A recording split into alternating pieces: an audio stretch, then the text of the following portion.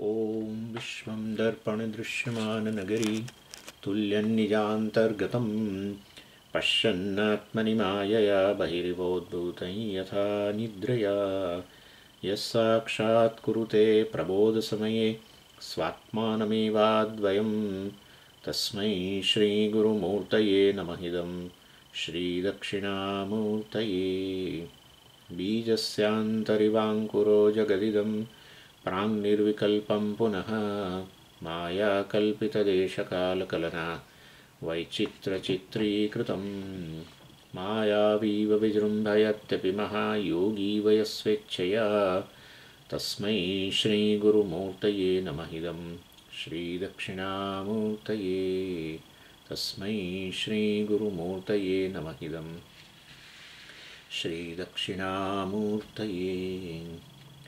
ॐ सहना भवतु सहनौ भुनक्तु सह वीर्यङ्करवावहै तेजस्विनावधीतमस्तु मा विद्विषावहै। ॐ शान्तिः शान्तिः शान्तिः। सदाशिवसमारम्भां शङ्कराचार्यमध्यमाम् अस्मदाचार्यपर्यन्तां वन्दे गुरुपरम्पराम्। ॐ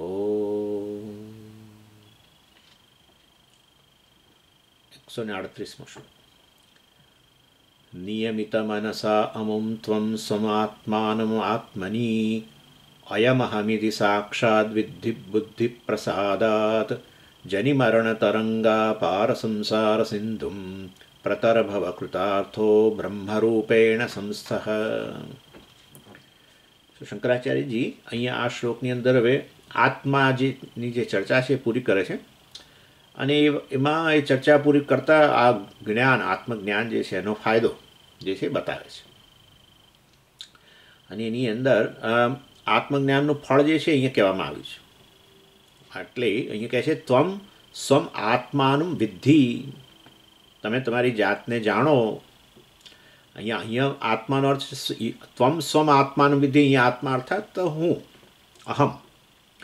એટલે ત્વમ સ્વમ આત્માનું વિદ્ધિ, ત્વમ આત્માનું તમે તમારું જાત છે, તમે તમારી જાતને જાણો. આપણે જાત શબ્દ વાપરીએ છીએ અર્થાત તમારા આત્માને જાણો એમ. ત્વમ સ્વમ આત્માનું આ બધું એની અર્થાત તમારું જે વાસ્તવિક સ્વરૂપ છે અહમનું એ તમે જાણો એમ કહેવાનો અહીંયા આશય છે. ઘણીવાર બહુ શબ્દો બધા હોય ને અને એટલા બધા ક્લોઝ મિનિંગવાળા હોય એટલે આપણે પછી એનો થોડો જરાક એક એનો સાર રૂપે અર્થ લેવો પડે. કારણ કે સ્વમ એટલે પણ એ ને ત્વમ એટલે તમે, સ્વમ એટલે તમે પોતે, આત્મા એટલે તમે. એટલે પછી હવે ત્વમ સ્વમ આત્માનમ વિદ્ધિ એટલે તમે તમારી જાતને જાણો, તમારા સાચા સ્વરૂપને જાણો. અહમ શું છે વાસ્તવિક રીતે એના પર ધ્યાન કેન્દ્રિત કરો કે હું ખરેખર કોણ છું એમ, એને જાણો. એટલે એવું કહેવાની કેમ જરૂર પડી આચાર્યને? કારણ કે અજ્ઞાન છે ને, આત્મવિષયક અજ્ઞાન છે ને એના કારણે ખોટા ખ્યાલો પણ છે. એટલે એના કારણે થઈને આચાર્યને આવું કહેવું પડે છે કે તમારું વાસ્તવિક સ્વરૂપ જે છે એને તમે જાણો. અને તો અહમના ખોટા અર્થ કયા છે તો કહો એટલે અમને ખબર પડે. હા, તો અહમ તો અને અન્નમય કહું, પ્રાણમય કહું છું, મનોમય કહું, વિજ્ઞાનમય કહું, અર્થાત શરીર મન બુદ્ધિ વગેરે જે કહું છું અને આવું જ કહું છું ને આવું જ કહેવાનું ચાલુ રાખું છું. અને આ એવું ખાલી કહેતો નથી, આ લીપ સર્વિસ નથી. મારા મનમાં સ્પષ્ટ જ છે કે હું શરીર જ છું, મારો જન્મ વગેરે થયેલો જ છે, મારું પ્રારબ્ધ છે, મારા પુણ્યપાપ છે, આનું આ બધા મારું કુટુંબ છે, કોઈકનો હું પિતા છું, કોઈકના આ છું વગેરે. આ તો બધું મારા મનમાં એકદમ સ્પષ્ટ જ છે. એટલે એવું નથી કે ખાલી બોલવા માટે બોલું છું. અર્થાત અહમ વિશેના આ બધા નિર્ણયો જે છે એ તો વાસ્તવમાં ખોટા જ નિર્ણયો છે. એટલે કહે છે કે તમે તમારું વાસ્તવિક સ્વરૂપ છે ને જાણો. તો આત્માનમ વિદ્ધિ એટલે કેવી રીતે જાણવું, પણ કયા રૂપમાં જાણવું? અયમ અહમ ઇતિ વિદ્ધિ. એટલે આ આત્મા જે છે એ વાસ્તવમાં અહમ અસ્મિ, એટલે હું ચૈતન્ય છું. અયમ જે અપરોક્ષ છે એ કહેશે હમણાં. એટલે અયમ અહમ વિદ્ધિ એટલે આમ ચૈતન્ય જે છે જ મારું વાસ્તવિક સ્વરૂપ છે. અને એ આપણે કેવી રીતે ખબર પડી શકે? આવું ક્યાંથી લઈ આવ્યા? તો ચર્ચા થઈ ગયેલી છે બધી. આત્મા વિશેની તો ચર્ચા આપણે પહેલાં પતી ગઈ છે. આ તો હવે આ છેલ્લા શ્લોકમાં ખાલી આત્મજ્ઞાનનું સ્વરૂપ અને એમને એટલે એ ફળ બતાવે છે સાચું તો. એટલે આ આત્મા વાસ્તવમાં ચૈતન્ય સ્વરૂપ છે એવી ચર્ચા પણ કયા શ્લોકમાં કરીએ તો કહો? 137માં શ્લોકમાં જ આપણે કરી ગયા. બહુ સરસ ડિસ્ક્રિપ્શન બધું હતું કે વાસ્તવમાં એ આત્મા જે છે એ આ સમગ્ર જગતનો સાક્ષી છે. જગતને પ્રકાશિત કરે છે, પરંતુ એ પ્રકાશક નથી. પ્રકાશિત કરનાર પ્રકાશક કહેવાય, પરંતુ આ તો પ્રકાશકે નથી. એની હાજરી માત્રથી બધું પ્રકાશે છે. આનું નામ જ સાક્ષી. સાક્ષી એટલે આપણે છે ને સાક્ષી ભાવમાં જઈએ છીએ એવું નહીં કરવાનું. એ ખોટી વસ્તુ છે. સાક્ષી ભાવ એટલે હવે હું મારા મનને બધા વિચારોને હું હવે નિરીક્ષણ કરું, એટલે હું સાક્ષી ભાવમાં છું અત્યારે. એ સાચું હકીકત નથી. તમે સદાય હાજર છો ને પ્રકાશ સ્વરૂપ છો, ચૈતન્ય સ્વરૂપ છે. એને કારણે બધા મનના ભાવો બધા આપોઆપ જ પ્રકાશે છે. ઇન્દ્રિયો પ્રકાશે છે, જગત પ્રકાશે છે, બધું પ્રકાશે, શરીર પ્રકાશે છે, બધું પ્રકાશી રહ્યું છે તમારી હાજરી માત્રથી. તમારે એને પ્રકાશિત કરવું એવું નથી. પ્રકાશક બનશો તો પછી તો થોડા ક્ષણ માટે, હમણાં પ્રકાશક બન્યો આ ક્ષણે, હવે તો થોડા ક્ષણો પછી પ્રકાશક નહીં રહો, કારણ કે એ તો સમયકાળને અંતર્ગત આવી ગયું. તે તો કંઈ તમારું સ્વરૂપ નથી. તમે ચૈતન્ય છો, સાક્ષી છો એવું કહેતા હોય તો મતલબ તમારાથી બધું પ્રકાશી જ રહ્યું છે. તમારું ધ્યાન હવે એ તરફ ગયું કે જાણે ઓહો હું તો વાસ્તવમાં આત્મા છું, મારા થકી બધું પ્રકાશે છે, હું સદાય હાજર છું વગેરે. એને અર્થાત સાક્ષી ભાવ નહીં, સાક્ષી તમારું સ્વરૂપ છે એવું તમે જાણો. જેમ જગતનો સાક્ષી સૂર્ય છે એવી રીતે. સૂર્ય કંઈ એવું કંઈ નક્કી નથી કરતો કે હવે હું પ્રકાશિત કરું, ચલો હવે સવાર પડીને હું બધાને પ્રકાશિત કરું. આવું કશું છે જ નહીં. સૂર્ય તો એની હાજરી, એની આ પોતાના મહિમામાં સ્થિત જ છે. પ્રકાશ સ્વરૂપ હોવા માત્રથી જે આસપાસ છે સૂર્યમંડળમાં એ બધું પ્રકાશ છે. એટલે અયમ અહમ ઇતિ વિદ્ધિ. આ અયમ એટલે વાસ્તવની અંદર પાછું કહ્યું સાક્ષાત વિદ્ધિ. લો આ જે અહમના રૂપમાં પ્રકાશી રહેલો છે એ વાસ્તવમાં સાક્ષાત મતલબ ચૈતન્ય સ્વરૂપ જ છે. અને સાક્ષાતનો આપણે અર્થ કરેલો અપરોક્ષ. અને આ અપરોક્ષ જે છે એનું અંગ્રેજીમાં ભાષાંતર કરવું અઘરું છે. અર્થાત બહુ સીધું આપણે આવો શબ્દ વાપરીએ કે સાક્ષાત જાણવું અર્થાત સીધું જાણવું. હવે સીધું જાણવું અર્થાત એ આપણી સામે આમ આવીને ઊભું રહેવું જોઈએ અને વચ્ચે કોઈ પ્રકારનો અવરોધ ના હોય. આનું હું એ વ્યક્તિને જાણું. આપણે નથી કહેતા તમે મને સીધા મળ્યા હતા, એટલે તમે આમ રૂબરૂ થયા હતા સામે જ એમ. એટલે એવી રીતે આત્માને સાક્ષાત જાણો એટલે આત્મા આપણી બરાબર સામે આવી ગયો અને સીધો જ એને જાણી લીધો, રૂબરૂ જાણી લીધો. આવું આપણા મનની અંદર આવે, પણ એ તો વાસ્તવિકતા નથી. અને આ છે ને જ્ઞાન પેલા બે પ્રકારના હોય છે ને, સીધું જ્ઞાન અને એટલે કે જેને આપણે પ્રત્યક્ષ જ્ઞાન કહેતા હોઈએ છીએ અને પરોક્ષ જ્ઞાન કહેતા હોઈએ છીએ. તમે મને કશું કોઈ વ્યક્તિ વિશે વાત કરો તો મારા મનમાં એના વિશે જ્ઞાન ઉત્પન્ન થાય, પરંતુ એ પરોક્ષ રહે. તમે પ્રત્યક્ષ બન્યા છો મારા માટે. તમે વાત કરનારા પ્રત્યક્ષ, તમે જે એના વિશે વાત કરો છો એ પરોક્ષ જ્ઞાન મારામાં ઉત્પન્ન થાય એમના વિશે. એટલે એ વાસ્તવમાં આવું પ્રત્યક્ષ કે પરોક્ષ કશું જ નથી. આ તો પ્રત્યક્ષ ના હોય ને પરોક્ષ ન હોય એ જ અપરોક્ષ કહીએ છીએ આપણે. અર્થાત અપરોક્ષનો અર્થ અહીં આવું રૂબરૂ થવું, સીધું એવું નહીં. ડાયરેક્ટ નોલેજ એવું ના બોલાય. અપરોક્ષ જ્ઞાન એટલે ડાયરેક્ટ નોલેજ, પરોક્ષ જ્ઞાન એટલે ઇનડાયરેક્ટ એવું નહીં. કારણ કે પરોક્ષ કે પ્રત્યક્ષ સામે, પણ એ તો વિષયનું જ્ઞાન હોય ને. આત્માથી વિષય થોડો છે, તો વિષયનું જ્ઞાન જેને કારણે થાય છે એવો આ વિષય છે. એટલે વાસ્તવની અંદર અહીંયા અપરોક્ષનો અર્થ સીધું કે ડાયરેક્ટ એવું બધું ન કરવો જોઈએ.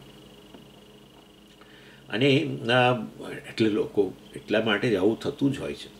એટલે આત્મા વિશેનું જ્ઞાને પ્રાપ્ત કરે અને પાછા સાથે કે છે કે મને હજુ આત્માનું જ્ઞાન નથી, એટલે પછી એ ધ્યાનમાં બેસીને આ જાણે આત્મા સામે આવવાનો હોય એની રાહ જોઈને બેસી રહે. એ તો 20 વર્ષ બેસતો, 25 વર્ષ બેસતો તો કશું નથી થવાનું.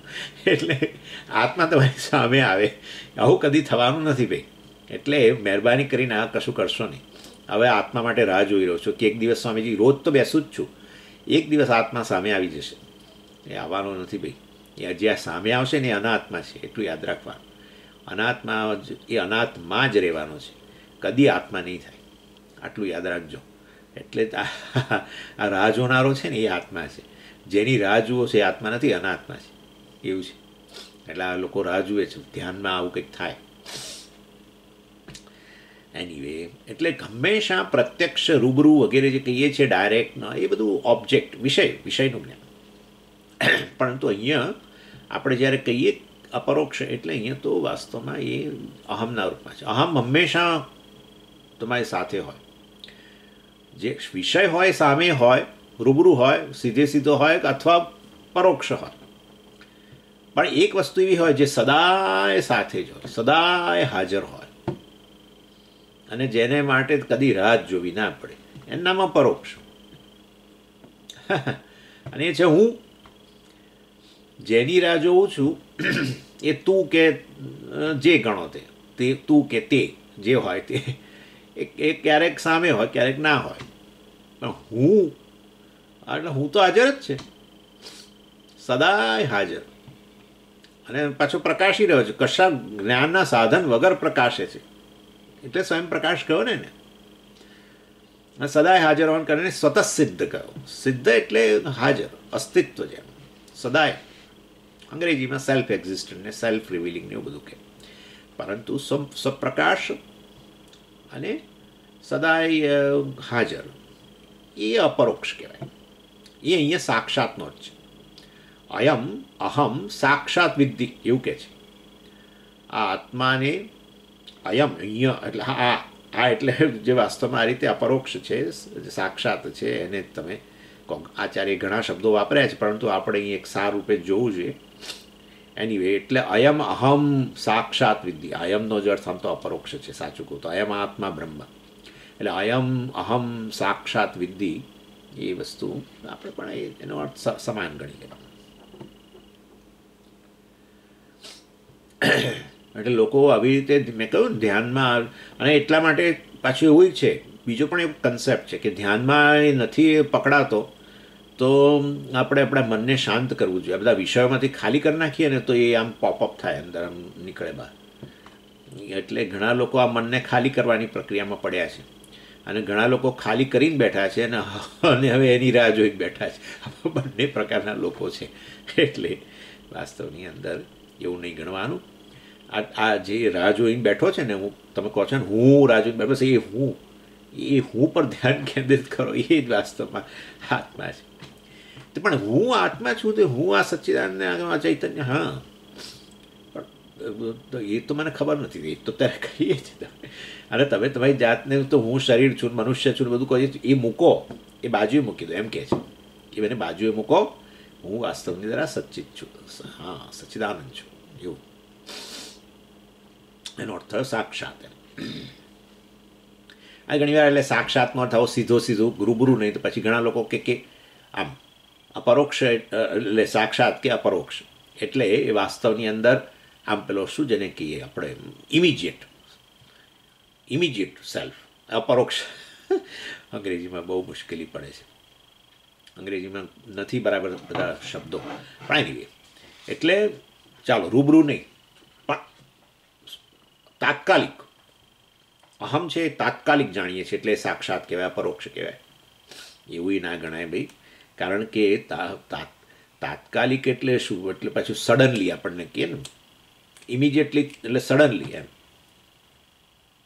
એ પણ કામ ન કરે. અપરોક્ષનો અર્થ આટલું જ કરવાનું, કોઈ પણ એક પણ જ્ઞાનનું સાધન મન સહિત કશું જ જ્ઞાનના સાધનનો ઉપયોગ કર્યા વગર મને જેનું જ્ઞાન થઈ રહેલું છે, એક જ વસ્તુ છે આ દુનિયાની અંદર, અને એ છે તમે. અહમ, દેટ્સ ઇટ. વિચાર હોય, મન હાજર હોય, વૃત્તિ હોય તોય તમે છો, વૃત્તિ ન હોય તો પણ તમે છો. વૃત્તિ ન હોય એવો અનુભવ જ તમને થયેલો છે, તેનો અર્થ કે હાજર છે, ચૈતન્ય હાજર છે, જેના કારણે વૃત્તિના અભાવનો એ તમને અનુભવ થયેલો છે. વૃત્તિ છે ત્યારે તમે છો, વૃત્તિ ગેરહાજર છે ત્યારે તમે છો. એટલે આઈ એમ ધેર ફોર આઈ થિંક, એવું કે I think there four I એમ નહીં. હું છું માટે હું વિચારું છું, નહીં કે હું વિચારું છું માટે હું છું. વિચારહીન અવસ્થા હોય તો તમે તો છો જ. આવું તો આપણે સુષુપ્તિ વગેરે બધા ઘણા અનુભવો છે. એની લોકો જાગ્રત કાળે આવું થતું હશે, એકદમ શૂન્ય મનસ્ક થઈ ગયા એમ કે છે. તો શૂન્ય મનસ્ક થઈ ગયા હતા, હું શૂન્ય મનસ્ક થઈ ગયો હતો, એટલે હું તો હાજર હતો જ. જ્યારે શૂન્ય મનસ્ક એટલે મન શૂન્ય બની ગયું ત્યારે હું હાજર હતો. એટલે તો પછી બહાર આવીને પાછા કહ્યું, બહાર એટલે પાછા મન પાછું વિચારતું થયું, પછી કહ્યું કે હું આવું થઈ ગયું હતું મને તો, મતલબ તમને અનુભવ થયો ને, હા તો હું હાજર હતો. તો અનુભવ થયો માટે તો એ કેવું હશે? લાઇટ હશે, લાઇટ કહેવાય એને. જેના કારણે તમને એનો અનુભવ થયો, એ વસ્તુ પ્રકાશિત થઈ, વૃત્તિના અભાવનો તમને અનુભવ થયો ને, બસ તો તમે મોટી લાઇટ છો ભાઈ. એટલે વૃત્તિ છે તે વૃત્તિને પ્રકાશિત કરો જ છો, વૃત્તિનો અભાવને તમે પ્રકાશિત કરો છો. સ્વયં પ્રકાશ પણ છો અને હાજર છો, માટે સ્વયં સિદ્ધ છો. આટલો જ અર્થ ગણવાનો બસ. સાક્ષાતનો અર્થ આટલો.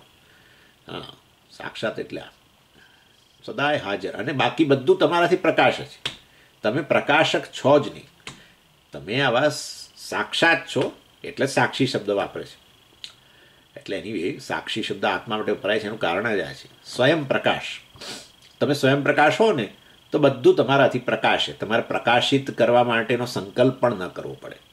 સમજી ગયા? આ સાક્ષી યાદ રાખજો. હા, સાક્ષી ભાવમાં જશો નહીં કોદાડો. જે લોકો સાક્ષી ભાવમાં જવાની વાત કરે છે એમના તરફ ધ્યાન ના આપશો. એનીવે, એટલે પ્રમાણ આટલો જ. અપરોક્ષનો અર્થ કે સાક્ષાતનો અર્થ આટલો જ ગણી લેવાનો. સ્વયં પ્રકાશ અને સ્વતઃસિદ્ધ. સાક્ષાત વિદ્ધિ. પછી પાછું આગળ કહે છે કેવી રીતે જાણવો જોઈએ આત્માને. આ રીતે જાણો, સાક્ષાત જાણો, અપરોક્ષ જાણો, આવી રીતે જાણો. કોઈ પણ પ્રમાણની અપેક્ષા વગરના છો, સ્વયં સિદ્ધ છો, આવી રીતે જાણો આત્માને. અને એ જ્ઞાનના પ્રકાશની અંદર તમે તમારા વિશેનો મેં જે જૂના પેલા તમારા ખ્યાલો છે ને, ફોલ્સ આઈ, ખોટો અહમ, એ બધાને ડ્રોપ કરી નાખો. હા, બસ આવી ડ્રોપ તો કરીએ છીએ, પણ પાછો આવે છે તો પાછું ફરી ડ્રોપ કરો, પણ તોય પાછો આવે છે તો ફરી ડ્રોપ કરો. તો ટેવ તો છે, મનને ટેવ પડી ગઈ છે કે આ તો મન તો છે ને ભાઈ, હેબિટ પ્રમાણે જશે. મન એ તો ટેવો પ્રમાણે જશે. એટલે મન તો પાછું કહે છે હું બુદ્ધિ છું, હું શરીર છું, હું આમ છું. વળી પાછું નકારો, હું સચ્ચિત છું, સ્વયં પ્રકાશ છું, સ્વયં સિદ્ધ છું. વળી પાછું મન જેવા બહાર આવશે એટલે કહેશે, ફરી પાછું મન તમને કહેશે હું તો આ છું, હું તો આ છું. મન કહે છે કે અહંકાર, એટલે ભાઈ મન એટલે અહંકાર, અહમ વૃત્તિ આ તમારી જોડે જ જશે આપોઆપ. આ સાથે મનુષ્ય, આ મતલબ સ્થૂળ શરીર સાથે, બુદ્ધિ સાથે, મન સાથે, ઇન્દ્રિયો સાથે, પ્રાણ સાથે જોડાઈ જ જશે. હું ભૂખ્યો છું, હું આમ છું, બોલ્યા જ કરશે તો મન તો. આ અનુભવ પાછા, આ બધા પ્રકારના નિર્ણયો પાછા થશે. વળી અને પાછું નકારો, વળી પાછું નકારો, વળી પાછું નકારો. એનું નામ નિધિધ્યાસન. આનું નામ નિધિધ્યાસન. જ્યારે જાગ્રત કાળે વ્યવહાર કરો છો, પણ વ્યવહાર કાળે તો પછી સામે જે વ્યક્તિ સામે હોય એને અનુરૂપ આપણે પછી વ્યવહાર કરવો પડે. સામે દીકરો આવે ત્યારે હું સચ્ચિત છું એવું થોડું કહેવાય. પણ હું તમને ક્યાં કહું છું, તમે કહો. પણ તમે સવારે એકવાર તો કહી દો કે હું સચ્ચિત છું, અને જ્યારે નવરા પડો ત્યારે તો કહો કે હું સચ્ચિત છું. એટલે વખતે તો યાદ કરાવો જાગ્રત કાળે. પછી જ્યારે પછી કહેવાનું કે હવે દીકરો આવવાનો છે, મારે મળવાનું છે. હા, તો હું સચ્ચિત હવે પિતાના રૂપમાં એને મળીશ. હું સચ્ચિત પતિના રૂપમાં મારા પત્નીને મળીશ. કેમ તકલીફ છે? સચ્ચિત છે. હા, પિતાપણું આયારામ ગયારામ, પત્નીપણું પતિપણું આયારામ ગયારામ. જે આવે ને જાય તમે ન જ હો ને. એક આ સચ્ચિત હું જે છે એ બધા સાથે જોડાય છે. પિતા, ફલાણા, ઢીકણા, બધા સાથે. મતલબ કે હું ખરેખર આ બધા વગરનો જ છું એ નક્કી થઈ ગયું. એક જ એક્ટર એક વેશ લે, પછી પાછો બીજો લે, પછી ત્રીજો લે. તો એ બધા વેશ કે એની સાચી ઓળખ થોડી છે. એ એક્ટર જે આ બધાથી પર છે એ એની ઓળખ છે. આવું જાગ્રત કાળે કહો, જ્યારે નવરા થાવ ને ત્યારે કહો કે ખરેખર હું આ મારું સ્વરૂપ છે. અને આટલે માટે આ તો વેશ જ દઉં છું. હવે પુત્ર આવશે તો હું પિતાનો વેશ. એવું છે. પિતા પણ હું ખરેખર વાસ્તવિક રીતે હું પિતા નથી. વાસ્તવિક રીતે હું સચ્ચિત છું. પિતા નૈવ મે નૈવ માતા ન જન્મ. એની એટલે આ રીતે કેવળ હું સચ્ચિત, આ મારી વાસ્તવિક ઓળખ. બસ આનું નામ જ્ઞાન. આ જ્ઞાન છે. અને આને વારંવાર યાદ કરાવો એટલે પછી આપણા ખોટા ખ્યાલો આપણા વિશેના જતા રહે. એટલે ચાલો એ તો બરાબર છે. હવે કહે છે કે જાણવા માટે બીજું શું જોઈએ આત્માને આવા રૂપમાં જાણવા માટે? નિયમિત મનસા વિદ્ધિ. જુઓ, વિદ્ધિ એટલે તમે જાણો એમ. નિયમિત મનસા બધી કન્ડિશન બતાવે છે કે આવી આ બધી શરતો છે. આવું હશે તો તમે તમારા રૂપ, તમે તમારી જાતને સચ્ચિતના રૂપમાં જાણશો. એટલે ત્રણ પહેલાં કન્ડિશન કઈ આવી ગઈ? એને આત્મા જે સચ્ચિત છે એને અહમના રૂપમાં જ જાણો. આ અહમ હું વાસ્તવમાં ચૈતન્યથી જુદો નથી, ચૈતન્યથી પર નથી, ચૈતન્ય ઉપરાંત અહમ નથી, અહમ જ ચૈતન્યના રૂપમાં છે. કારણ કે હું જ સતત કહું છું હું ચેતન છું, તો મતલબ તમે જ ચૈતન્ય છો. તમે જ કહો છો કે હું અનાથી સભાન છું, શરીરથી સભાન છું, મનથી સભાન છું, ઇન્દ્રિયોથી સભાન છું, પણ તમે જ ચેતન છો અને એટલે તમે જ ચૈતન્ય છો, બીજું કોણ હોય? એટલે હું ચૈતન્ય છું જે સદાય છે, માટે સત પણ છું, વગેરે વગેરે. આ પહેલી કન્ડિશન આત્મજ્ઞાનની. પછી ફળ કહેવાના છે એટલે કહે છે કે આ રીતે જાણશો તો તમને આ ફળ મળશે, એમ કહેશે હમણાં. અર્થાત આ પહેલી વાત કરી. અને પછી કહ્યું એને અપરોક્ષના રૂપમાં જાણો વગેરે. અપરોક્ષ એટલે કોઈપણ પ્રકારના વ્યવધાન વગર મને મારું જ્ઞાન થઈ જ રહેલું છે. હું આ પ્રકારે સ્વયં સિદ્ધ છું, સ્વયં પ્રકાશિત છું, માટે કોઈ પ્રમાણ વગેરેની જ્ઞાનના સાધનની જરૂર જ નથી. એટલે એ વસ્તુ કરી અયમ અહમ વિદ્ધિ અને સાક્ષાત વિદ્ધિ એ પણ આપણે કહ્યું. પછી નિયમિત મનસા, હવે આ ત્રીજું. એટલે આ જાણવું હશે તો પછી તમારું મન અમુક પ્રકારનું જોઈશે, એમ કહે છે. મન નિયમિત હશે તો જ જાણશે, એમ કહે છે. નિયમિત એટલે તમે જાણો છો, નિયત થયેલું, ડિસિપ્લિન થયેલું હશે થોડું. એની અંદર કોઈ પ્રકારના પેલા શું કહીએ ખૂણા ખાંચરા નહીં હોય, એવું કહેવાય. એટલે આપણા વિશેની બહુ ગ્રંથિઓ નહીં હોય. પણ હવે તો ગ્રંથિઓ તો રહે જ ને, અજ્ઞાન હોય તો પછી એવું કેમ કહે છે ગ્રંથિઓ નહીં હોય તો જણાય? એટલે ગ્રંથિઓને દૂર કરવા માટે તો આત્માને જાણવાનું છે. અને તમે કહો છો ગ્રંથિઓ નહીં હોય તો આત્મા જણાશે, પણ આત્માને નહીં જાણીએ ત્યાં સુધી ગ્રંથિઓ નહીં જાય. તો આ તો તમે આ બધું કંઈક જુદી દિશા પકડી લાગે છે. એટલે વાસ્તવની અંદર અહીંયા ગ્રંથિનો અર્થ આપણે ગણવાનો જુદી જુદી ઇમ્પ્યોરિટી મનની અંદર જે છે. એટલે મન જે આપણે કહીએ ને સ્વસ્થ મન, રાગદ્વેષ વગરનું, એ જ આપણે કહેવાનો આશય છે માટે આટલો જ. રાગદ્વેષ, ઝાઝા રાગદ્વેષના પ્રભાવ વગરનું, બસ આગ્રહો વગરનું, આવું કહી શકો. આગ્રહ મોટી ઇમ્પ્યોરિટી છે. આગ્રહ, અમુક વસ્તુની પ્રાપ્તિનો આગ્રહ, અમુક વસ્તુ અમુક રીતે બને એવો જ આગ્રહ, એ બધું અનેક. આ બધા બહુ બધા કોર પ્રોબ્લેમ્સ છે. એટલે આ બધામાંથી મુક્તિ. એટલે કેમ પણ હોય તો તેથી શું ફેર શું પડે છે અમને કહો? દાખલા તરીકે બધા મુશ્કેલીઓ છે તો પછી કેમ આત્મજ્ઞાન ન થાય? દાખલા તરીકે હોય આ બધું તો આત્મજ્ઞાન કેમ ન થાય? એનો જવાબ આપો. મોટી વાત કરો છો તમે તો બહુ. એટલે ભાઈ જો આ મનની અંદર આ બધી મુશ્કેલીઓ હોય ને, એને આ લોકો બધી લાગણીની સમસ્યાઓ કહે છે. રાગદ્વેષ એ પણ લાગણીની સમસ્યાઓ છે. અમુક વસ્તુ વગર મારાથી રહી નહીં શકાય, અમુક વ્યક્તિ વગર હું રહી જ નહીં શકું. અમુક વ્યક્તિ હશે તો હું બહુ ડિસ્ટર્બ થઈ જઈશ. એને કોઈ પણ રીતે એણે જવું જ જોઈએ. એ વસ્તુ, એ વ્યક્તિએ અહીંથી જવું જોઈએ, મારા નજર સામેથી જતો રહેવું જોઈએ. આ બધી લાગણીની સમસ્યાઓ છે. આ રાગદ્વેષને આ રીતે ઇમોશનલ પ્રોબ્લેમ ગણવામાં આવે છે. અને વસ્તુ માટે આગ્રહ આપણે હોય ને, વસ્તુ માટે પણ આવો રાગ દ્વેષ હોઈ શકે, વ્યક્તિ માટે પણ હોઈ શકે, પરિસ્થિતિ માટે હોઈ શકે. આપણે ડિસ્ટર્બ થઈ જઈએ. અમુક વસ્તુ ન બને તો ડિસ્ટર્બ થઈ જઈએ, અમુક વસ્તુ બને તો ડિસ્ટર્બ થઈ જઈએ. એ બધા ઇમોશનલ પ્રોબ્લેમ, લાગણીના સ્તરની સમસ્યા. અર્થાત મનની પ્રધાનતા, બુદ્ધિની પ્રધાનતા નહીં. કેમ બુદ્ધિની પ્રધાનતા નહીં? બુદ્ધિમાં તો વિવેક શક્તિ છે. રાગદ્વેષ ટકી જ ન શકે જો વિવેક કરો તો. રાગદ્વેષ ન ટકી શકે વિવેક કરીએ તો. પણ રાગદ્વેષનો જ પ્રભાવ છે તો પછી બુદ્ધિનો પ્રભાવ ઓછો છે, વિવેક શક્તિનો પ્રભાવ ઓછો છે. વિવેક શક્તિનો પ્રભાવ ઓછો હોય, બુદ્ધિનો પ્રભાવ ઓછો હોય તો પછી આ જ્ઞાન થવાનો ક્યાં પ્રશ્ન છે? આ તો વિવેક જ્ઞાન છે. આ તો વિવેક જ જ્ઞાન છે. આત્મ વિવેક. હું શરીર નથી, આ નથી, બધું વિવેક કરવો પડે કે તો અનાત્મા છે, આમ તેમ. અહંકાર, આ સાક્ષીનો વિવેક આપણે હમણાં જોયો, બધો વિવેક જ છે. વિવેક કરવા માટે બુદ્ધિની પ્રધાનતા જોઈશે. અને જો આ મનની આ બધા રાગદ્વેષનો પ્રભાવ હશે તો મનની પ્રધાનતા છે.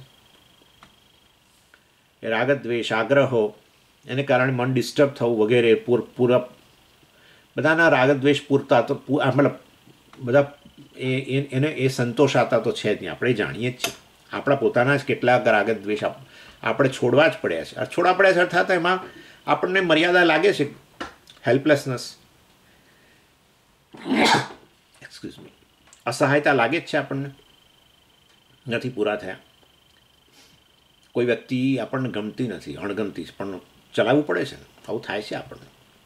શું કરીએ સ્વામીજી, ભાઈ તો સમાજમાં રહે, આમ છે તેમ છે, મને નથી ગમતી વ્યક્તિ, પણ મારે રોજ એની સાથે આ વ્યવહાર કરવો પડે છે, આમ છે તેમ છે. આ બધી મનની પ્રધાનતા છે. થોડોક વિવેક કરીએ તો વાસ્તવની અંદર કોઈ વ્યક્તિ રાગનું કારણ નથી, દ્વેષનું કારણ નથી. કોઈ વ્યક્તિ દ્વેષનું કારણે નથી, રાગનું કારણે નથી. તમને અમુક વસ્તુ એનામાં દેખાય છે, તમારા મનમાં એનામાંના કેટલાક દોષો તમારા મનમાં બહુ જ ઉજ્જવળિત થઈ ગયા છે, એટલે તમે એ વ્યક્તિને દોષિત જુઓ છો ને, એટલે તમને ત્રાસ થાય છે એને જોઈ. બીજી વ્યક્તિ છે એને એના મનમાં એના પેલી વ્યક્તિના ગુણો આમ પ્રકાશી રહ્યા છે, એનો મહિમા પ્રકાશી રહ્યો છે. એની હાજરી માત્રથી પોતાની સ્થિતિ આખી એમ બદલાઈ જતી એને નજરમાં આવે છે, અને એને કારણે એના માટે એ રાગનું કારણ કરે છે, એક જ વ્યક્તિ. એટલે એનો અર્થ કે આ બધી કોઈ વાસ્તવિકતાઓ નથી. કહેવાનો આશા એટલો છે કે કોઈ વાસ્તવિક વસ્તુ નથી. કોઈ વ્યક્તિ જે જન્મ્યો એ દોષીએ નથી ને ગુણીએ નથી, ભ્રાણ કરી શકાય એવું નથી, ગુણો છે ને દોષે છે, બંને છે.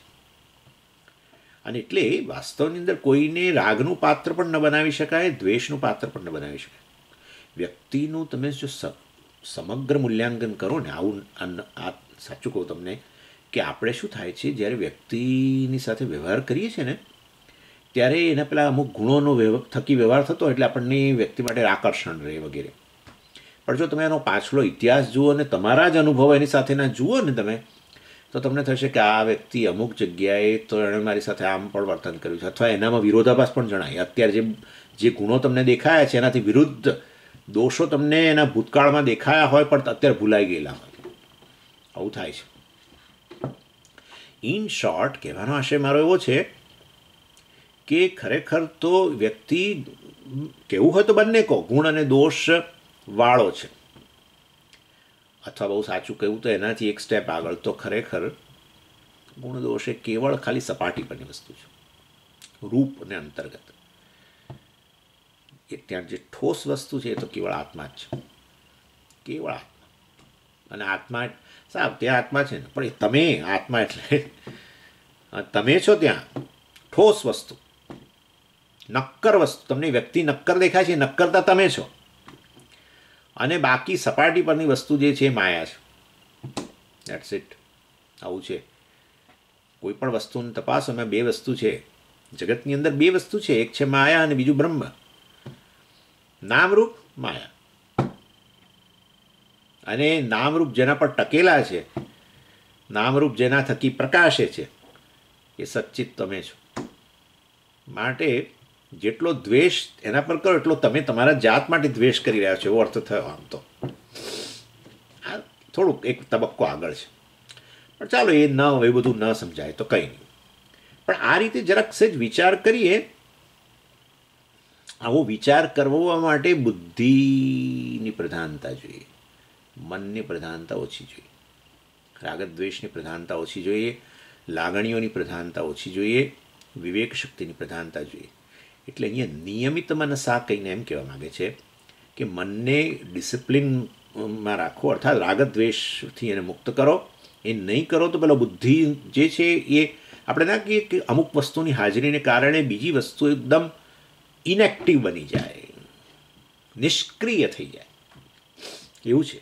આ મન, આ પ્રકારનું મન જે છે, જે રાગદ્વેષના પ્રભાવવાળું, આગ્રહોના પ્રભાવવાળું, ગેરસમજોવાળું, પૂર્વગ્રહોવાળું, આ બધું કહી શકાય, ફરિયાદોવાળું, એવું પ્રધાન હોય તો પછી વાસ્તવની અંદર આ બુદ્ધિ નિષ્ક્રિય થઈ જશે, વિવેક શક્તિ નિષ્ક્રિય થઈ જશે, તો પછી જ્ઞાન પ્રાપ્ત નહીં થાય.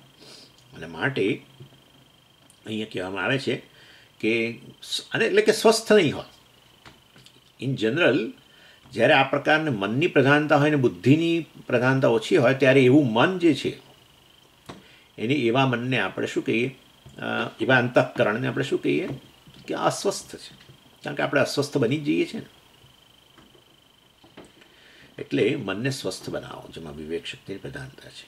એનું નામ નિયમિત મનસા વિદ્ધિ. તમે આત્માને જાણો નિયમિત મન વડે, અર્થાત મન જે આવું નિયંત્રિત થયેલું છે, રાગદ્વેષ કાબૂમાં રહેલા છે. અને એવું જો મન હશે ને જે થોડું નિયંત્રિત છે, તો પછી એ પેલી બુદ્ધિને એનું કામ કરવા દેશે, બુદ્ધિ સક્રિય બનશે. હવે જેવી રીતે પેલું આપણું એક એક સ્વસ્થ બાળક જે હોય, આ એ કેવું રમતું હોય છે એની જાત સાથે જ્યારે સ્વસ્થ હોય ત્યારે, અને તો પછી મા એને એને એને છૂટું રમવા દે છે. અને પણ જો બાળક ક્રેન્કી, આ લોકો કે બાળક જો બહુ જ તોફાની વગેરે હોય, ઘણીવાર જન્મ્યા પછી થોડાક મહિનામાં જ ખબર પડી જાય કે આ તો બહુ ધમાલ્યો, તો પછી બોલાવે, આમ ઇન્ડિયાથી બોલાવે કે ભાઈ મારાથી નહીં સચવાય. મા બિચારી એને નોકરી કરતી હોય, થોડા મહિનામાં માને ખબર પડી ગઈ, એને આંખે તારા આવી ગયા બિચારી, એવો ધમાલ કરતો હોય. એટલે પછી બોલાવે પોતાના ફાધર મધરને, ઇન્ડિયાથી બોલાવે, આવજો ભાઈ, મારાથી નહીં સચવાય, નહીં તો હું નોકરી જ નહીં કરી શકું, હું તો ગાડી થઈ જઈશ, માદી પડી જઈશ વગેરે. એટલે આવી વસ્તુ છે. એટલે મતલબ કહેવાનો આશય એ છે કે મન, એટલે બાળક સ્વસ્થ હોય એની જાત સાથે રમતું હોય તો મા એને છૂટું મૂકે. એવી રીતે આ મન પણ જે છે વાસ્તવની અંદર આ રીતે નિયંત્રિત મન હોય, સ્વસ્થ મન હોય, તો પેલી બુદ્ધિને એનું કાર્ય કરવા દે, એમ કે છે. અને બુદ્ધિનું કાર્ય મેં તમને કહ્યું પ્રમાણે વિવેક શક્તિ. હવે અર્થાત બુદ્ધિનું કાર્ય આપણે સાદી ભાષામાં કહીએ તો શ્રવણ મનન નિધિધ્યાસન, એ જે છે એ વાસ્તવમાં એ બુદ્ધિનું કાર્ય છે. એની અંદર આ મન જે છે વારે વારે પેલા લાગણીઓને બહાર લાવીને એ બુદ્ધિને ડિસ્ટર્બ કરતું નથી, સ્વસ્થ છે, નિયમિત મનસા. પણ એને કેવી રીતે સમજે, આવું કરવું કેવી રીતે? એ તો આપણે કર્મયોગ, એ આપણું ધાર્મિક જીવનના અંતર્ગત એ તો વાત કરેલી આપણે. જીવન ધાર્મિક હશે તો મન નિયંત્રિત બનશે, રાગ દ્વેષ વગેરે ધીરે ધીરે ઘટશે, ઈશ્વરનો અનુગ્રહ પણ ગણી શકો, ફરિયાદો વગેરે ઓછી થવી, ઈશ્વરનો વધુને વધુ હાથ જોઈએ, પરિસ્થિતિઓ માટે પછી બહુ કકળાટ ન કરીએ. ચાલો ભાઈ, ઈશ્વરે જે આપ્યું છે આપણને, આપનાર તો એ જ છે છેવટે. ભલે ને કોઈ વ્યક્તિ આપણને દુઃખ આપતો જણાય, પણ તો છેવટે આપણા જ પ્રારબ્ધનું ફળ ભગવાન એના થકી જ આપી રહ્યો છે. માટે પછી ધીરે ધીરે ફરિયાદો ઓછી થઈ જાય, ફરિયાદો ઓછી થઈ એટલે મન હવે સ્વસ્થ થતું ગયું એમ. એટલે એનો એક જ ઉપાય છે, મનને નિયંત્રિત કરવું. એના માટે કર્મયોગનું જીવન, ધાર્મિક જીવન જોઈએ. એની ચર્ચા આપણે ગઈકાલે શરૂ કરેલી જ 18મા અધ્યાયનીમાં.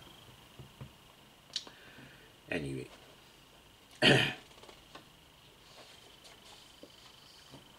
પછી આગળ એટલે તમે એમ કહી શકો નિયમિત મનસાનો અર્થ કરવો હોય તો શુદ્ધ અંતઃકરણ.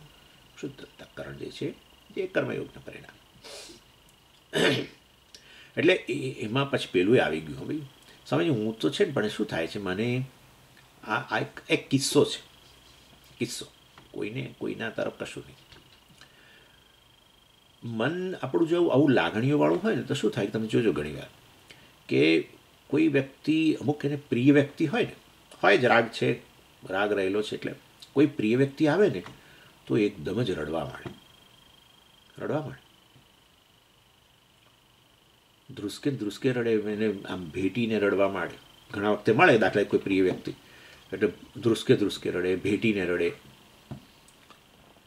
આ બતાવે છે મનની પ્રધાનતા છે, લાગણીની પ્રધાનતા છે. આપણે એમ બહુ આપણને થાય કે આ બહુ હેલ્ધી વસ્તુ, પણ ખરેખર સાચું કહું તો હેલ્ધી નથી, કારણ કે કંઈક મનની અંદર ધરબાયેલું પડેલું હતું. એ જાણે કે હવે એનો બંધ છૂટી ગયા, આ વ્યક્તિની હાજરીને જોઈ, આ વ્યક્તિને જોઈને, પ્રિય વ્યક્તિને જોઈને એ બધું એ છૂટી ગયું અને બહાર આવ્યું. એટલે અંદર હૃદયની અંદર આ બધું પડેલું હતું જે બહાર આવ્યું. એટલે મન સ્વસ્થ નહોતું ખરેખર તો. એટલે આપણે આ વસ્તુ પણ આપણે અંદર ઉમેરી દેવી જોઈએ કે વેદાંતનો સાધક છે એ આવી ઇમોશનલી, લાગણીની રીતે થોડો જરા સાઉન્ડ, એટલે મતલબ સ્વસ્થ હોય, એકદમ આમ લાગણીના ધોધ છૂટી પડે ને આવું બધું ન હોય. એનીવે, અને આ ધાર્મિક જીવન, ઈશ્વરને વધારે ને વધારેમાં આપણે હાથ જોઈએ. પણ હું તો સ્વામીજી ઈશ્વર માટે રડું છું. સારું, રડો, ઈશ્વર માટે રડશો તો વાંધો નહીં આવે, કારણ કે એમાં તકલીફ નથી, એ રડવામાંથી છોડાઈ દેશે, એટલું ખરું. જો એને માટે રડશો અથવા એના સામે રડશો તો એ તમને રડવામાંથી મુક્ત કરશે. બીજા સામે રડશો તો રડતા રહેશો. આવી વસ્તુ છે. એટલે ના હકીકત તમને કહું છું, ઘણા લોકો આ બધી વસ્તુને બહુ ઉત્તેજન આપતા હોય છે કે સ્વામીજી એનું હૃદય કેવું છે, જુઓ એને ફલાણી વ્યક્તિને જોઈને કેવો એકદમ ધ્રુસકે રડવા માંડે, આપણને અંદરથી કરુણા થઈ જાય ને આ બધું. પણ માનવું જોઈએ કે એ આપણા હૃદયમાં કંઈક એવું પડેલું હતું જે અત્યારે હવે એકદમ જ બહાર આવ્યું છે. અને પડેલી વસ્તુ એવી હતી જે બહાર આવી તમને રડાવે છે, તો મતલબ કે યોગ્ય નહોતું જે કંઈ હશે. આપણે બધું અનકોન્શિયસ કહીએ છીએ ને બધું. અને માંડુ કે કારિકામાં એને કશાએ કહ્યું. આ બધી વસ્તુઓ છે ને, જ્યાં સુધી એ પ્રોસેસ નથી થતી ને ત્યાં સુધી તમને તમારા મનને શાંત કરતી નથી. એટલે ધ્યાનની અંદર, નિધિધ્યાસનની અંદર પણ વાસ્તવમાં આ બધી વસ્તુઓ બહાર આવતી હોય છે ધીરે ધીરે. મન શાંત થાય ને એટલે બહાર આવે. કોઈ પ્રિય વ્યક્તિને જોઈને તમારું મન એકદમ શાંત બની ગયું, ફરિયાદો જતી રહી એકદમ, એટલે પેલું બહાર આવ્યું પાછું, એકદમ રડવાનું શરૂ થઈ ગયું. એટલે એની વે અને એવા રડે કે આપણે છાના ના રાખી શકીએ, એવા રડે. ચાલો એની વે ઇન શોર્ટ, એટલે ધાર્મિક જીવન જે છે એના કારણે આપણી આ સાયકોલોજીકલ હેલ્થ, એ આપણી માનસિક સ્વસ્થતા આપણે પ્રાપ્ત કરીએ. અને માનસિક રીતે સ્વસ્થ બનીએ તો શારીરિક રીતે પણ સ્વસ્થ બનીએ, જે જ્ઞાન પ્રાપ્તિ માટે બહુ મહત્ત્વનું છે. અને જે વ્યક્તિઓને આવી રીતે મેં કહ્યું ને એ પ્રમાણે ઈશ્વર સાથે સંબંધિત થયા, ઘણીવાર તો ઈશ્વર વિશેનું બહુ ઝાઝું જ્ઞાન ન હોય, પણ ઈશ્વર પરાયણ જીવન, ધાર્મિક જીવન, એટલે તો પણ સ્વસ્થ બનો તમે. ઈશ્વરનું બહુ ઝાઝું જ્ઞાન ન હોય તો આ બધું આપણે અભિન્ન નિમિત્તો ઉપાદાન કારણને જગતનું અભિન્ન આવું ઘણીવાર જ્ઞાન ન હોય, પણ ઈશ્વરમાં શ્રદ્ધા એટલી બધી હોય કે આ બધી જુદી જુદી પરિસ્થિતિઓમાં એ લાગણીઓના ખેંચાણમાં ના આવી જાય. દરેકમાં ઈશ્વરનો હાથ જોયા કરે છે. એવા લોકો કે જેમને બહુ ઝાઝું આવું બધું જ્ઞાન નથી, કે અભિન્ન નિમિત્ત ઉપા જે છે એ બધું ઈશ્વર છે, વોટ ઇઝ ઈશ્વર, આ બધું ચાલો એ બધું કશું જ્ઞાન નથી, કશું નથી જાણતા, ભગવદ્ ગીતા નથી ભણ્યા, તે બધું.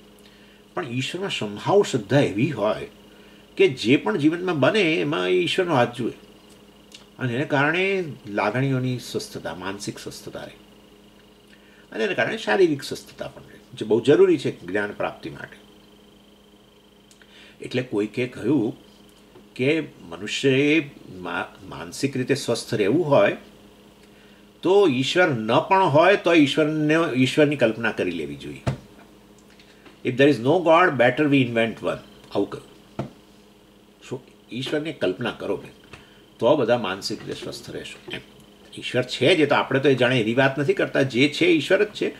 પરંતુ આ તો કોઈક આવા વેસ્ટર્ન લોકો જેમને બહુ આ બધું ખબર ના હોય, એ લોકો કે ભાઈ જો આવું હોય કે કદાચ ઈશ્વર નથી, ચલો માની લઈએ, તો પણ એક ઈશ્વરની કલ્પના કરી રાખો અને એની સાથે કોઈક સંબંધ બાંધો. કેમ?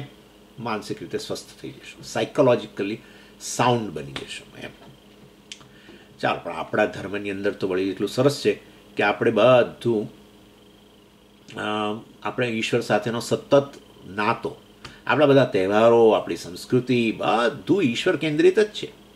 આપણા તહેવારોમાં બધું તમે જુઓ, ઇવન હોળી જેવો તહેવાર, બધો આનંદ છે, એનો પ્રશ્ન જ નથી. દિવાળી હોય તો આનંદ છે, પણ સાથે સાથે હા તો ખરું જ, દિવાળીના દિવસે મજાનું ખાતા પહેલાં કે સવારે પેલી આ લક્ષ્મી પૂજન કરો, પેલું પૂજન કરો, નાના દિવસે ધનતેરસના દિવસે આ કરો, કાળી ચૌદસના દિવસે પેલું પૂજન કરો. અને એ સિવાય બીજું સંસ્કૃતિમાં રોજે રોજ તહેવારો ન હોય તો પણ આપણે તો રોજ જે સવારે આ પેલો સાથીઓ પૂરે બહારને આ કરે ને દીવો પ્રગટાવે ને, અને પૂજા ઘરમાં થાય, પછી ઘરમાં જે રસોઈ થાય એને પણ એ ભગવાનને ધરાવવાની. આમ આખું પૂરું જીવન જે છે એના કેન્દ્રમાં ઈશ્વર. એ આપણા ધર્મની બહુ વિશેષતા છે કે એના કારણે જો માનસિક રીતે સ્વસ્થ બનવું હોય,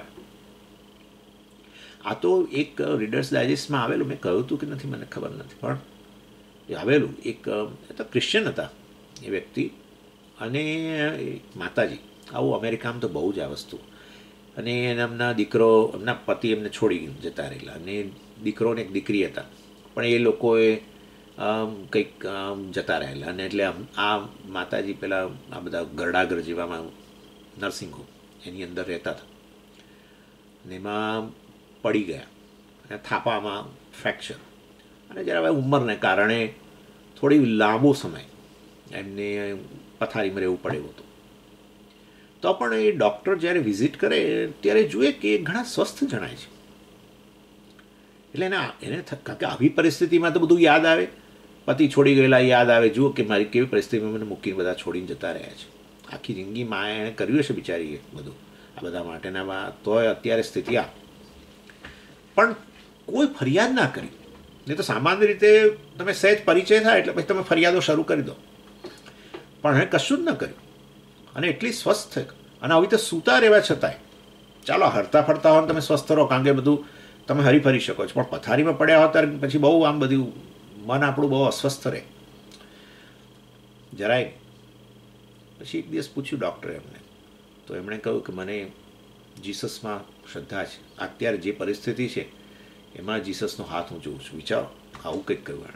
આ રીડર્સ ડાયજેસ્ટમાં આવેલું બહુ વર્ષો પહેલાં આવો એક આર્ટિકલ આવેલો. એટલે એ ભાઈ જે છે એમણે પછી આ ડૉક્ટરનો ઇન્ટરવ્યૂ લઈને આ બધું એનીવે. એટલે કહેવાનો આશય એવો છે કે વિચારો માનસિક સ્વસ્થતાને કે શેના કારણે? પેલી જીસસમાં શ્રદ્ધાને કારણે.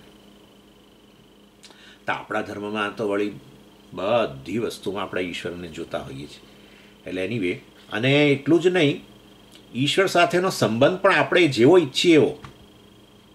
એટલે આપણે આપણી બધી લાગણીઓની સમસ્યા હોય તો વાંધો નહીં, જે વ્યક્તિ જેવો હોય એવો એને બાજુએ મૂકે, ઈશ્વર સાથે સંબંધ બાંધે અને એ જે સ્તરની સમસ્યા હોય એ સ્તરની સમસ્યાઓનું નિરાકરણ કરે. દાખલા તરીકે પોતે પત્ની છે ને બહુ જ અસંતોષ છે પતિથી, અને પતિ કોઈ રીતે પત્નીને બિચારાને શાંત પેલો શું કહે પેલું એને નથી વળવા દેતા બિલકુલ. લાગણીઓ બી એમને સતત પત્નીને આ ફરિયાદ છે કે એ કોઈ દિવસ મારી કાળજી લેતા નથી, આમ નથી તેમ નથી.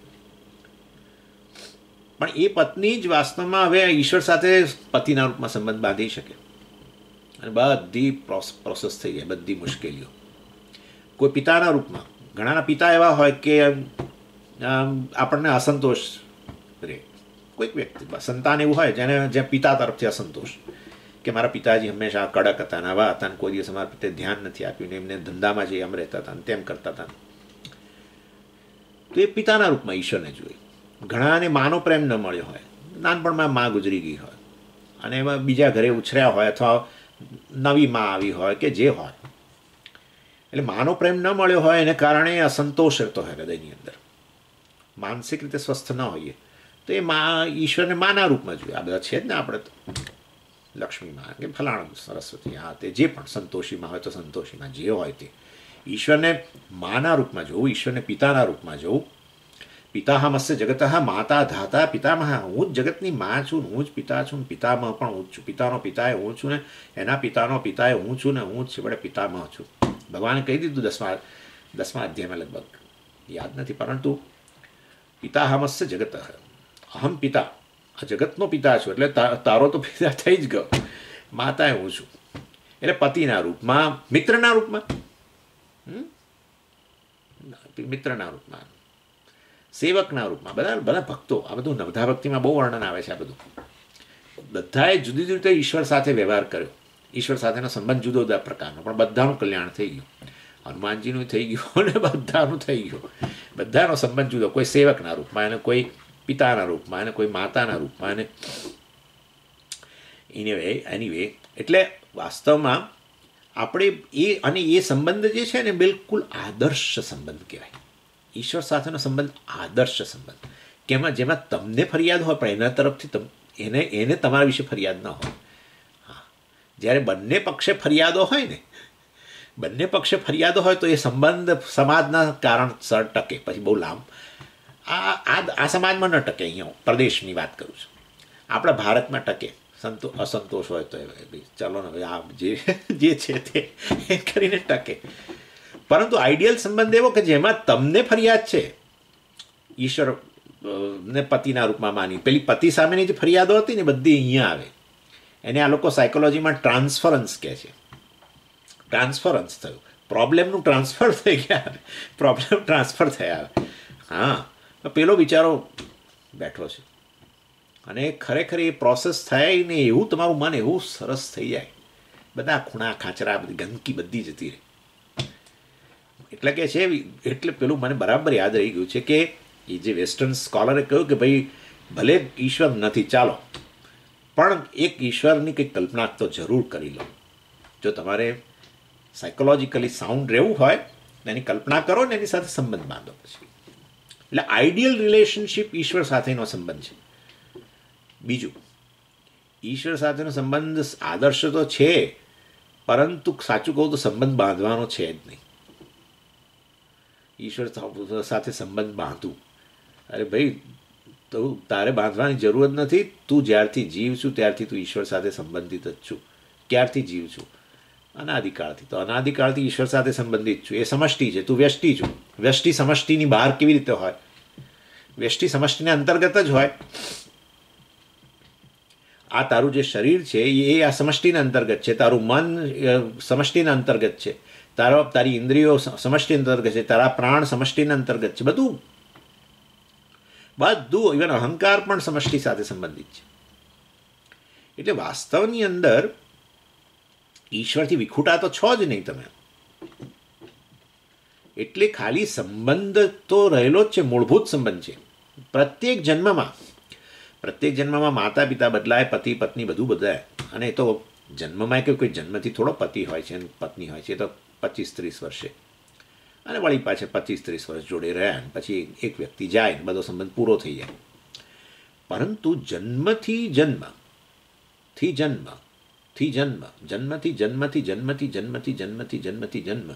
સદાય ઈશ્વર સાથે જ સંબંધિત છો. એક વ્યષ્ટિ તરીકે, જીવ તરીકે, એક ઇન્ડિવિજ્યુઅલ તરીકે તમે આવો ત્યારે તમે ઓટોમેટિકલી આ ટોટલ જે છે એની સાથે સંબંધિત જ છો. અને માટે એ મૂળભૂત સંબંધનો પરિચય થવો એની જરૂરિયાત છે. સંબંધ છે પણ એનાથી હું પરિચિત બનું, એનાથી હું સભાન બનું, બસ એને જ આપણે ભક્તિ કહીએ છીએ. ઇન શોર્ટ, છેવટે આ બધી વસ્તુઓ ધાર્મિક જીવનના અંતર્ગત જ આવે છે. એ પેલું નિયમિત મનસા દ્વારા કહેવામાં આવી. અને આ બરાબર છે, આ ઇમોશનલ હેલ્થ, લાગણીની દૃષ્ટિએ સ્વસ્થ થવું જોઈએ, એ બરાબર છે. કે અને એને તો જ પછી આપણી બુદ્ધિ જે છે એ સક્રિય બને અને વિવેક શક્તિ જાગૃત થાય. અને એ વિવેક શક્તિ દ્વારા આપણે વેદાંત વગેરેનું જ્ઞાન પ્રાપ્ત કરીએ. એટલે કેવળ ખાલી માનસિક રીતે સ્વસ્થ બન્યા એનાથી આપણે મોક્ષ પ્રાપ્ત ન થાય. પછી આ બુદ્ધિને સક્રિય બનાવીએ, વિવેક શક્તિ કરીએ, વિવેક જ્ઞાન કરીએ, આત્માનો વિવેક કરીએ, ને છેવટે હું આત્મા છું, સચ્ચિદાનંદ છું વગેરે જાણીએ, તો પછી છેવટે તો મુક્તિ પ્રાપ્ત થાય. એટલે બીજા ધર્મો એવા છે ને કે એમાં ભાઈ બુદ્ધિની બહુ જરૂરિયાત નથી.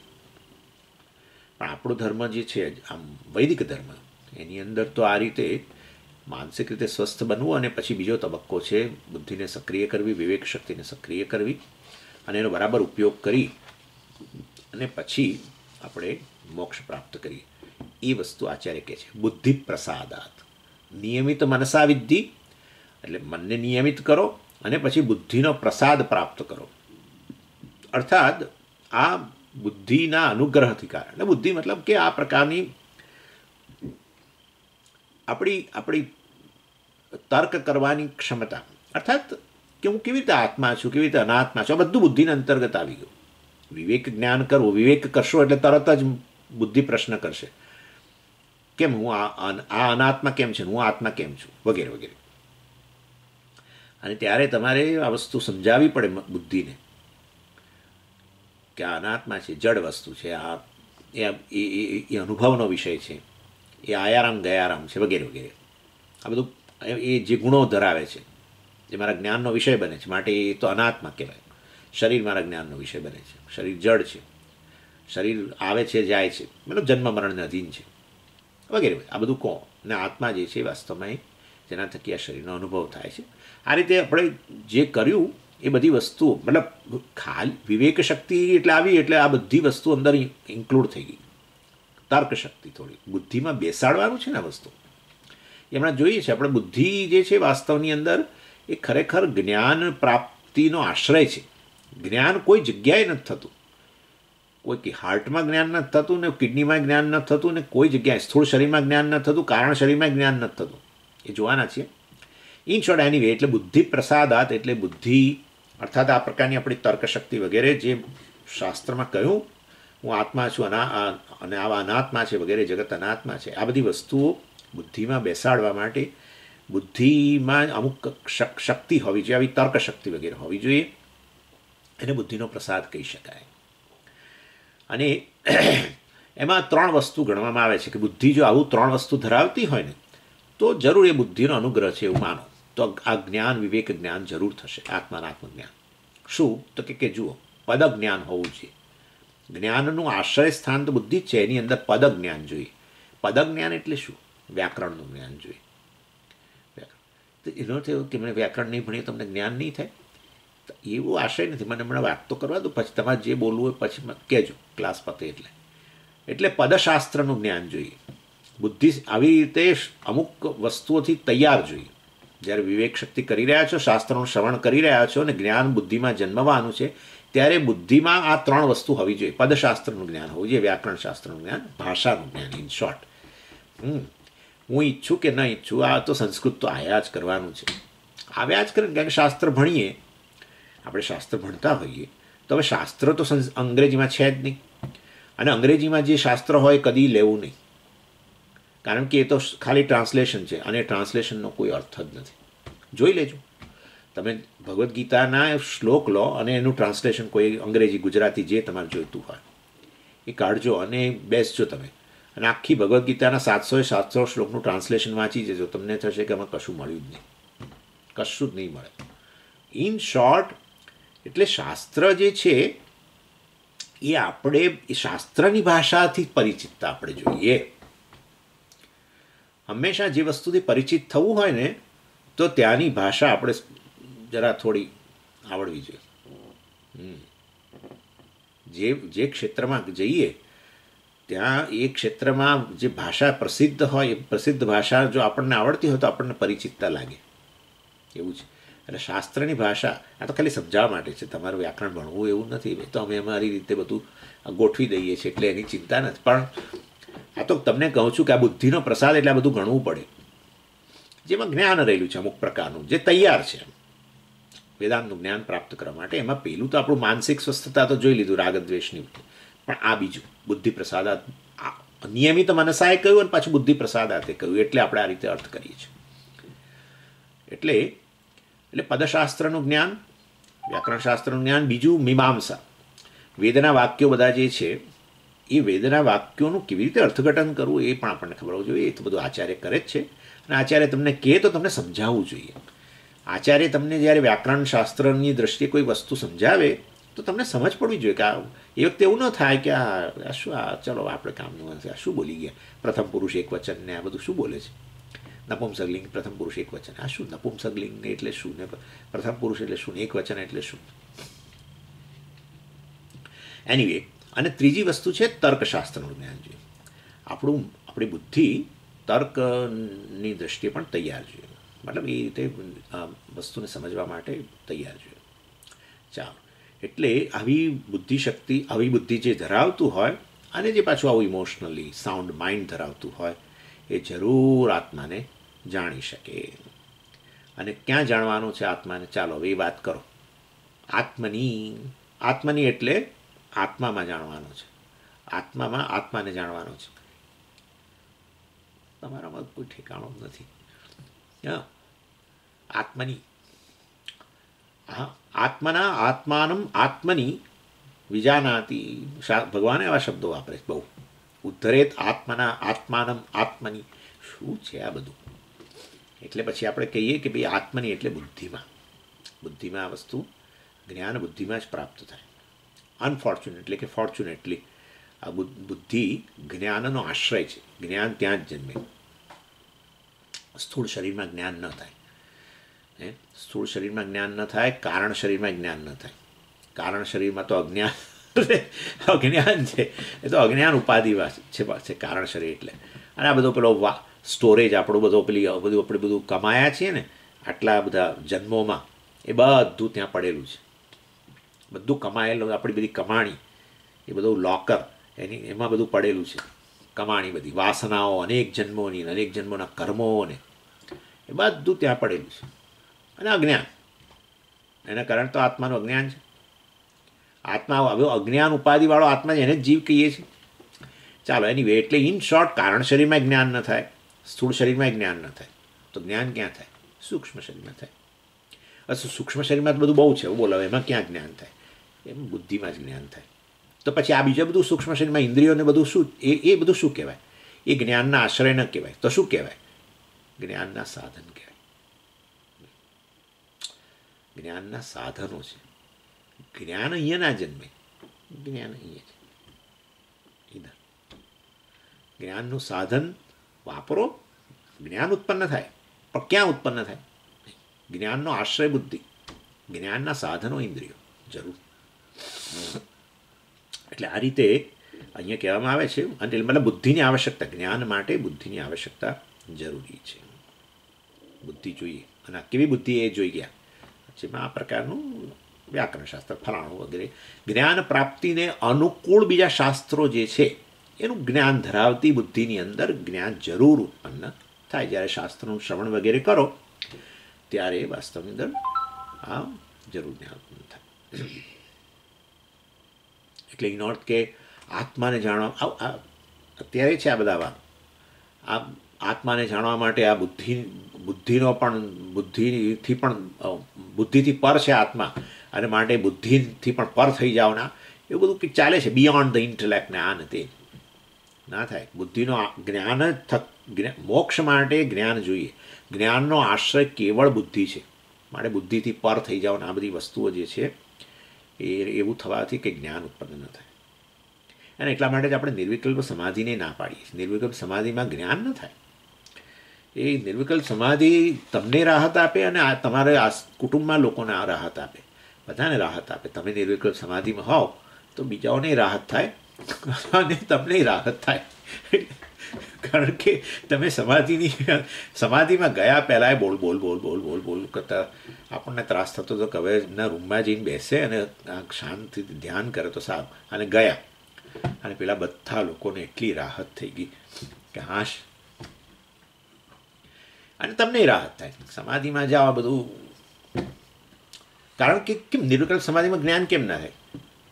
જ્ઞાન ત્યારે થાય જ્યારે જ્ઞાનના સાધનનો ઉપયોગ કરો. અમને તો આટલી ખબર છે. જ્ઞાનના સાધનો જો હાજર હોય તો સમાધિ નથી. જ્ઞાનના સાધનો હાજર હોય તો પછી જ્ઞાન જરૂર થશે. પણ જ્ઞાનના સાધનો હાજર હોય તો પછી સમાધિ નથી. નિર્વિકલ્પ સમાધિ નથી. નિર્વિકલ્પ સમાધિ હોય તો બધા સાધનો બધા ઇન્ક્લુડિંગ માઇન્ડ, મન પણ અંતઃકરણ પર ગેરહાજર, બધું લય પામી ગયેલું હોય. ઇન્દ્રિયો બધું. અહંકાર પણ લય અવસ્થામાં આવી ગયો. અહંકાર લય અવસ્થામાં આવ્યો તો અંતઃકરણ લય પામે તો જ અહંકાર લય પામે ને. અને માટે નિર્વિકલ્પ એટલે કોઈ પ્રકારના દ્વૈતનો અનુભવ ન થયો. દ્વૈતનો અનુભવ ન થયો તો પછી જરૂર માનો કે અંતઃકરણ ગેરહાજર છે, મતલબ લય પામેલું છે. એ તો છે સુષુપ્તિમાં. સુષુપ્તિમાં કયા દ્વૈતનો અનુભવ છે? હું જુદો તમે જુદા, આ બધું છે કશું નથી. એટલે અંતઃકરણ જે છે હાજર હોય એટલે પેલી અહમવૃત્તિ હોય. અહમવૃત્તિ હોય એટલે અહમપણું આવે, અને એમાં પણ શરીર વગેરેમાં અહમપણું હોય. બીજી બધી વસ્તુમાં જે છે આપણાથી અન્ય હોય એ પ્રકારનો ખ્યાલ હોય, અર્થાત દ્વૈત. એટલે નિર્વિકલ્પ એટલે બિલકુલ દ્વૈતનો અનુભવ ન થયો. વિકલ્પો એટલે દ્વૈત, નિર્વિકલ્પ એટલે અદ્વૈતનો અનુભવ. બિલકુલ સુષુપ્તિ સમાન જ, પણ અહીંયા આ વ્યક્તિ સભાન છે કે હું નિર્વિકલ્પ છું એમ. ચાલો, સરસ. પરંતુ આ લય પામેલું અંતઃકરણ લય પામેલું હોય, મન ઇન્દ્રિયો વગેરે બધું લય પામેલું હોય તો પછી જ્ઞાનના બધા સાધનો લય પામેલા છે. માટે સરસ આનંદ જરૂર થાય. અદ્વૈતમાં જ આનંદ રહેલો છે તો નક્કી જ છે. દ્વૈતમાં કોઈ આનંદ છે જ નહીં. દ્વૈત ભાવનો ત્યાગ થવો કોઈ પણ રીતે એનો એ ત્યારે જ આનંદ થાય છે. ચાલો, એનીવે, પરંતુ ઇન શોર્ટ નિર્વિકલ્પક અવસ્થાની અંદર જ્ઞાન ન થાય. અને જ્ઞાન ન થાય તો પછી મોક્ષ પ્રાપ્ત ન થાય. અને માટે શાસ્ત્રનું શ્રવણ કરવું જોઈએ, ને બુદ્ધિ જાગૃત જોઈએ, જાગૃત અવસ્થા જોઈએ વગેરે વગેરે. અને બુદ્ધિ એ જ્ઞાનનું એ આશ્રય છે, અને એમાં જ જ્ઞાન ઉત્પન્ન થાય. એટલે જ્ઞાનના સાધનો અનેક છે આપણી પાસે, જ્ઞાનનો આશ્રય એક જ છે. જ્ઞાનના સાધનો બધા અનેક, પણ એ જ્ઞાનના સાધનોથી જે જ્ઞાન જન્મે, રૂપ રંગનું જ્ઞાન જન્મે, શબ્દનું જ્ઞાન જન્મે, એ બધા જ્ઞાન જન્મ્યા. પણ એ ક્યાં જન્મ્યા? આશ્રય કયો? તો કે બુદ્ધિ. આ રીતે. અને હવે બીજી એક છેલ્લી વસ્તુ કહી દઉં. બુદ્ધિ જ્ઞાનનો આશ્રય જ નહીં, જ્ઞાનનું સાધન પણ છે. બુદ્ધિ આ ઇન્દ્રિયો વગેરેની જેમ, ઇન્દ્રિયો વગેરે જ્ઞાનના સાધનો, બુદ્ધિ આશ્રય જ્ઞાનનો, પણ બુદ્ધિ પોતે પણ જ્ઞાનનું સાધન છે. કયા જ્ઞાનનું સાધન? તર્ક. હમણાં જ મેં કહ્યું, અનુમાન કરવો હોય, આ વૈજ્ઞાનિકો શેનો ઉપયોગ કરે છે? એમના મનનો ઉપયોગ કરે છે, રાગદ્વેષનો ઉપયોગ કરે છે, કે બુદ્ધિનો ઉપયોગ કરે છે? બુદ્ધિનો ઉપયોગ કરે છે, નિર્ણય કરે છે અનુમાન વગેરે દ્વારા. એટલે અનુમાન કરવા માટે, આપણો તર્ક વગેરે કરવા માટે બુદ્ધિ સાધન છે, અને જ્ઞાન પણ ત્યાં ઉત્પન્ન થાય છે.